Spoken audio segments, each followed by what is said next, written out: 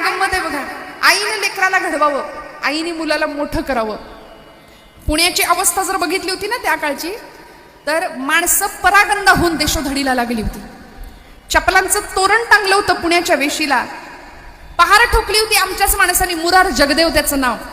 त्या पहारेवरती एक मानवी कवटी अडकवली होती आणि जणू काही या 3 गोष्टी सांगत होत्या की जो कोणी पुण्यामध्ये स्वराज्य निर्माण करण्याचा प्रयत्न करील त्याच्या घराची आम्ही अशी मसनवट करून टाकू म्हणून.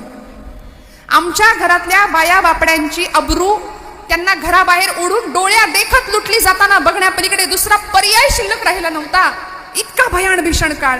आणि अशा परिस्थितीमध्ये एक बाळ 150 मावळ्यांना घेतो, वयाच्या 16व्या वर्षी रायरेश्वराच्या किल्ल्यावर शिवशंभू महादेवांच्या पिंडीसमोर उभा राहतो आणि हे राज्य व्हावे ही तो श्रींची इच्छा म्हणून धारोष्ण रक्ताचा अभिषेक शिवशंभू महादेवाच्या पिंडीवर होतो. स्वराज्य आकाराला येतं. मला सांगा, लहानपणी रामायण